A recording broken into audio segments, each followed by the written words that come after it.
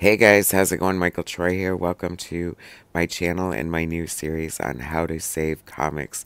I've unofficially declared 2024 the year of the comic book comeback and comic book positivity. There is so much negativity surrounding comics, predicting the end of comics and bitching about the output from the big two, DC and Marvel.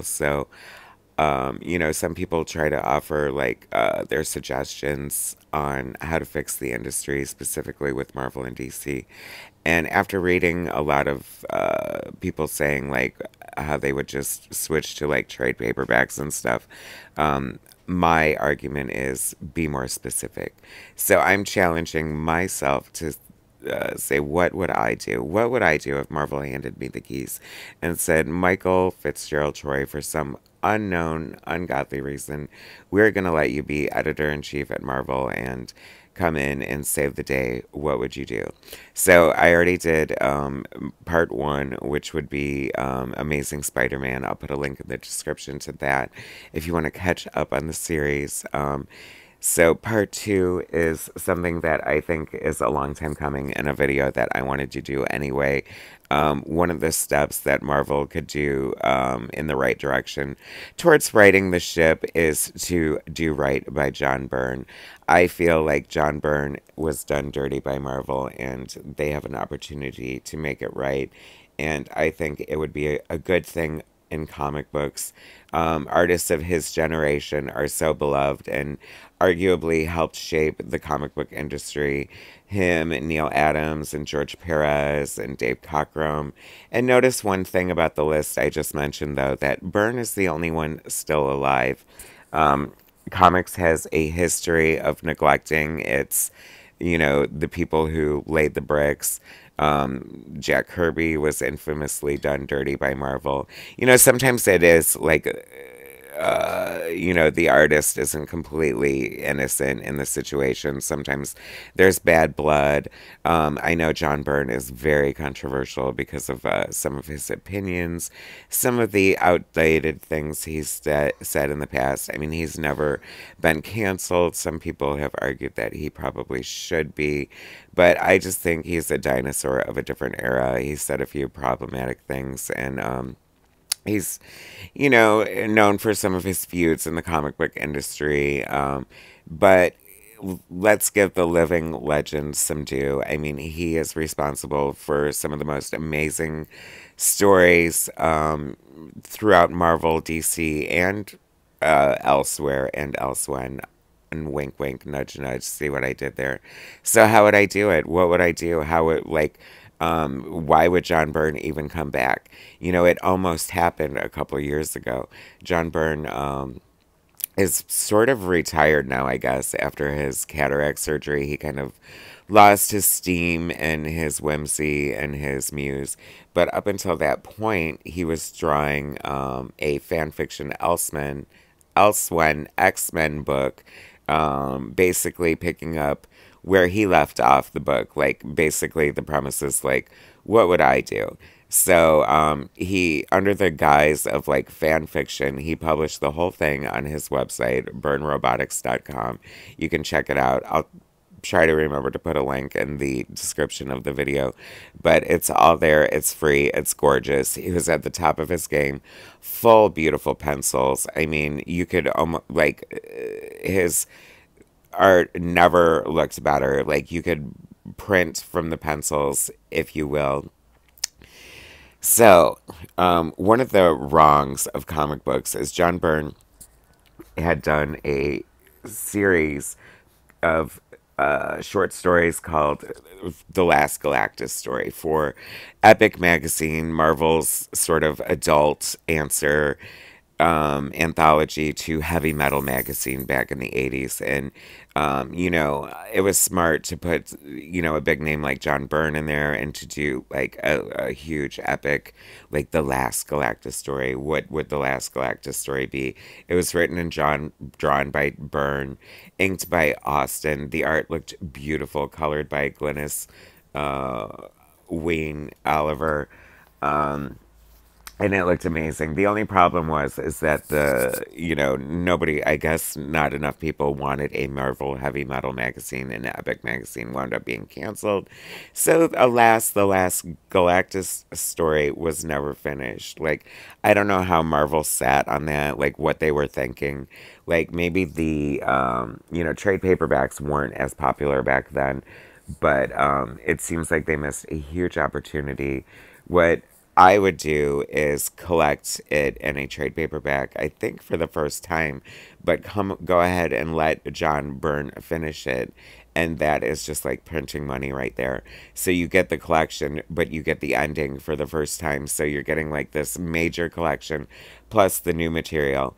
And FYI, John Byrne has like publicly said what the last Galactus story is. I think it's even available on his Byrne Robotics site. So I think he said it's only like 12 or 13 more pages. I feel like this could be exciting enough for him to come out of retirement and do. Um, I just think that, we've lost so many great names, and they had little attention or love from Marvel in their later years. And I think we should definitely try to respect and honor the ones that we still have with us. We still have John Byrne. He still can draw. His art still looks amazing. I would love, CB Cebulski was in talks with John Byrne to sort of maybe publish John Byrne's fan fiction, and it didn't work out for whatever reason. I think that clearly, like, there are continuity issues. John Byrne wasn't working with an inker, so some of it reads a little weird. Um, I would pair him up with somebody like, I don't know, who's still around. Like, I don't know, some editor to just help him tighten it up a little. Get someone to ink it, some like high profile inker, just and then publish it as What If, a What If 2-year series. What if John Byrne had stayed on the X-Men by himself? This is what would have happened. I mean, you cannot tell me that people won't buy this. Nostalgia series are all the rage, and people, it feels like people are.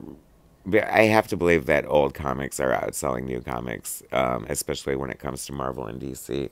I mean, the X-Men are completely unrecognizable anymore, and I will be doing a an episode on how I would fix the X-Men, and what an undertaking that would be. So I definitely think it would be a grand gesture on Marvel's part if they brought the prodigal son home, John Byrne. Fantasy Island time, like maybe they could get him and Claremont to collaborate on one final X-Men story together, which Claremont is part of my plan to fix the X-Men, so that's for another chapter of this saga. But so, just to nutshell it, I would put John Byrne, bring John Byrne back into the fold to finally finish the last Galactus story, collect it in a beautiful trade paperback hardcover, and just make it, just, give it the treatment it deserves. Hopefully, get Terry Austin back to like ink it and Glenna Sween back to color the last of it. I don't know. Some of these people are probably retired or whatever. I don't even know if this is possible. So that's part one to finish the last Galactus story. Part two is to publish X-Men Hidden or X-Men Elsewhen. Just do it as a huge what if series. I mean, my God, it's already done. Um, Literally printing money, Marvel. Literally printing money. And the third thing I would do is, if John felt like it, let him do a John Byrne Fantastic Four Elsewhen. Because when John Byrne left, another way Marvel did Byrne dirty, and this is, of course, tied to the sordid past of his relationship with Jim Shooter. When Byrne left Marvel to go revamp Superman at DC, he had always planned on staying on the Fantastic Four. And Jim Shooter, in a very Mel Steiner, no moonlighting dingy kind of way, was like, no, you can't work for both of us, sorry. And just like didn't let Byrne finish his story. It was just like, whatever. So, why not? Why not have a what if? I mean, what if is your brand. So use it in creative, meaningful, fun ways like this, event ways.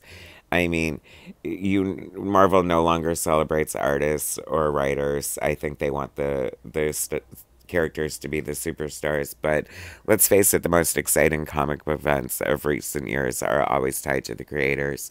I mean, how bad did we want Mark Silvestri and Batman and Joker Deadly Duel? So I just think like the hype machine is well served when you put a big name to it. So we've got, just to summarize, finish the last Galactus story, publish X-Men Elsewhen in some way, shape, or form, and then let John Byrne do Fantastic Four Elsewhen. Bury the hatchet, forgiveness, mending, 2024, comics positivity makes the comic comeback. Um, Mark Miller said, get high profile people to stay on comics. And hell, this is a step in that direction. Do you agree with me? I mean, who doesn't love John Byrne? Well, I'm sure there might be a few people. But anyway, I know I'm crazy. I know Marvel's never going to hand me the keys, but these are just some of the things that I think would be fun in the comic book industry and things to get people excited about comics. I could be wrong. I could be right. It doesn't really matter at the end of the day. But do want to stick to my plan to make 2024 the year of the comic comeback by spreading comic positivity.